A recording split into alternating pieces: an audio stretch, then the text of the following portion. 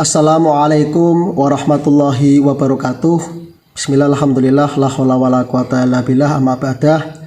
Yang sama-sama kita hormati Profesor Dr. Haji Mukhlisin MAG, yang kita hormati Bapak Dr. Muhammad Nasruddin Rahmat MPDI selaku pengampu mata kuliah analisis kebijakan pendidikan agama Islam di program studi Magister Pendidikan Agama Islam Pasca Sarjana Universitas Islam Negeri Kiai Haji Abdurrahman Wahid Pekalongan.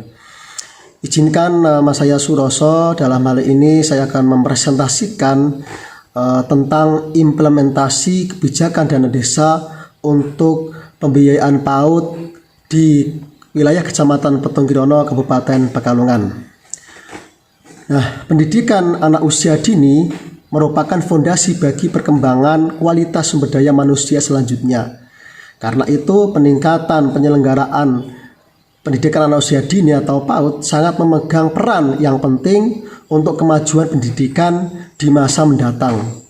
Arti penting mendidik anak sejak usia dini dinadasi dengan kesadaran bahwa masa kanak-kanak adalah masa keemasan, the golden age.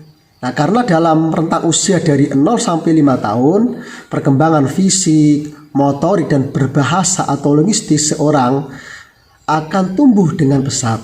Nah, selain itu pada usia 2 sampai 6 tahun dipenuhi dengan senang bermain.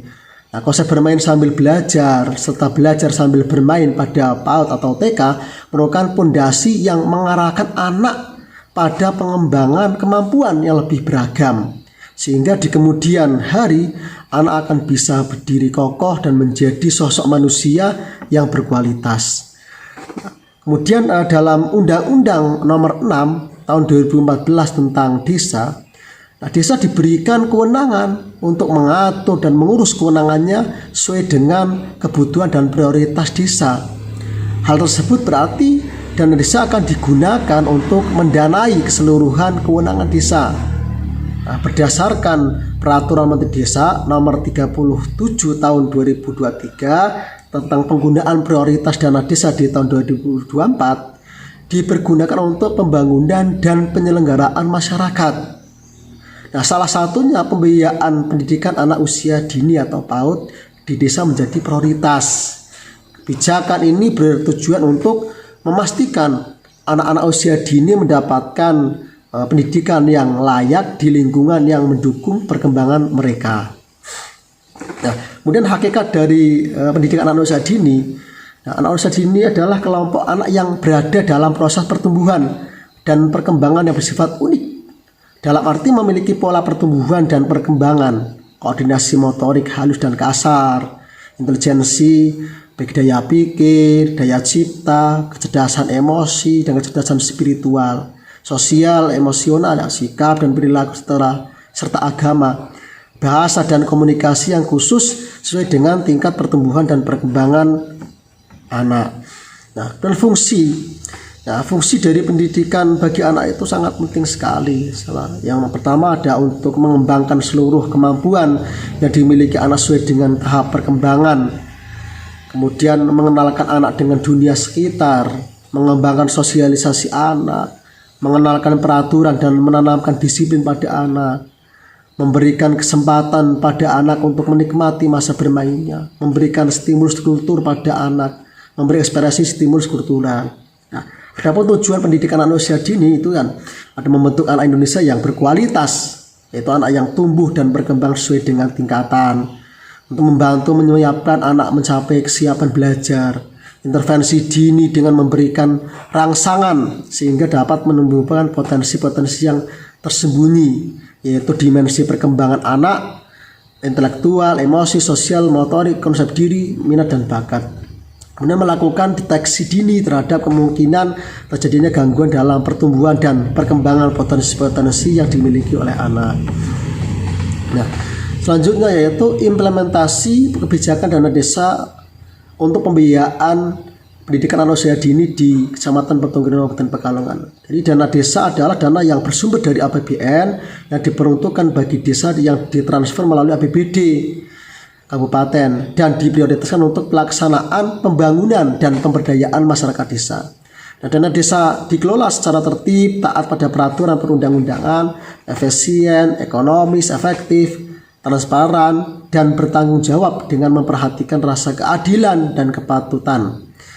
Nah, serta mengutamakan kepentingan masyarakat setempat. Nah, dan pengelolaan dana desa dilaksanakan dalam masa 1 tahun anggaran berhitung sejak mulai tanggal 1 Januari hingga 31 Desember.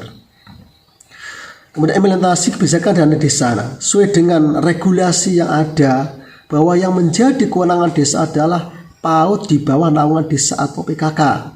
Jadi PAUD atau RATK yang di bawah naungan yayasan swasta itu bukan jadi kewenangan.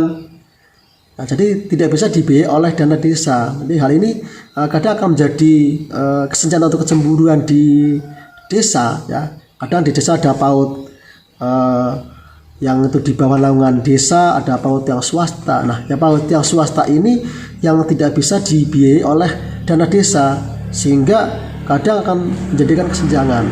Nah, kemudian untuk pengalokasian penggunaan antara desa satu dan desa lain pun berbeda sesuai dengan kebutuhan desa masing-masing. Contoh, ada yang untuk anggaran insentif guru PAUD, ada untuk pembangunan gedung, sarana prasarana. Nah, untuk insentif guru PAUD pun nominalnya berbeda-beda antara desa satu dengan desa yang lain, karena itu kebijakan diserahkan kepada masing-masing desa. Nah, kemudian perencanaannya kebijakan biaya pendidikan dari dana desa untuk pendidikan anak usia dini.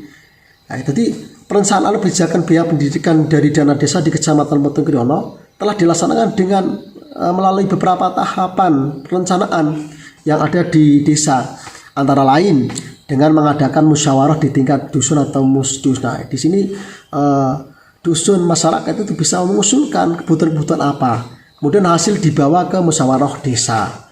Nah, dan dimasukkan dalam penetapan rencana kerja pemerintah desa atau RKPDes yang ditetapkan oleh kepala desa, perwakilan peserta musyawarah, ketua BPD, dan sekretaris dalam musyawarah desa. Nah, setelah kegiatan tersebut, selanjutnya menyusun rencana anggaran biaya atau RAB sesuai dengan kegiatan yang ada di dalam rencana kerja pemerintah desa. Nah, kemudian rencana anggaran biaya tersebut diinput ke dalam anggaran pendapatan belanja atau APBDes. Kemudian APBDes menjadi salah satu syarat dalam perencanaan dana desa. APBDes dikirim via online melalui aplikasi Skudes atau sistem keuangan desa yang langsung terhubung ke server Kementerian Keuangan. Jadi untuk perencanaan sudah bagus dari desa itu, dari musdes di situ. Kemudian implementasi kebijakan biaya pendidikan dari dana desa. Nah, implementasi kebijakan pengalokasian dana desa untuk kegiatan pendidikan di Kecamatan Petung Kirana seperti pengadaan sarana dan prasarana PAUD dan sekolah kejar paket A, B atau C dalam rangka pengentasan anak tidak sekolah. Ada juga desa yang merealisasikan untuk kegiatan bantuan anak kurang mampu. Jadi ada insentif untuk anak kurang mampu dan bantuan untuk guru PAUD atau TK. Nah, kemudian pembelian alat peraga edukatif PAUD.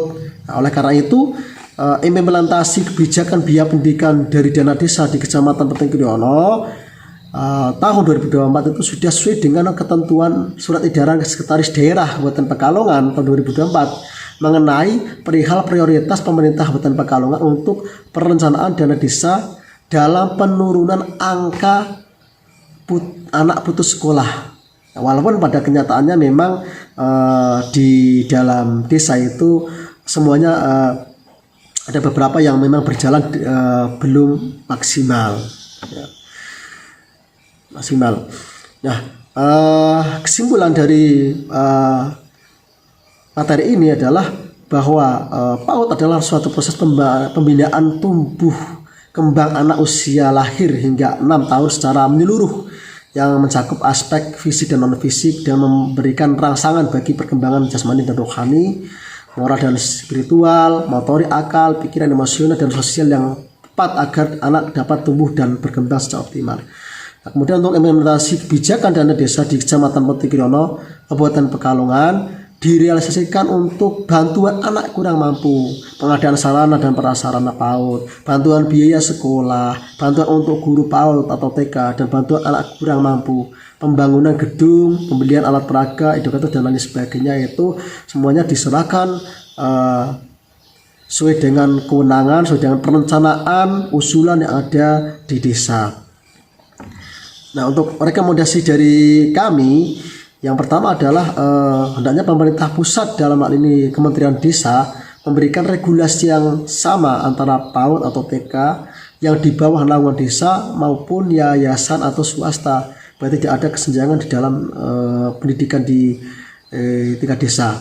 Kemudian pemerintah daerah atau Kabupaten Pekalongan membuat regulasi atau juknis tentang pengelolaan dana desa yang digunakan untuk kegiatan PAUD, sehingga dalam pelaksanaannya di desa tidak ada perbedaan antara desa yang satu dengan desa yang lainnya, sehingga ada acuan-acuan yang memang real sesuai dengan juknis.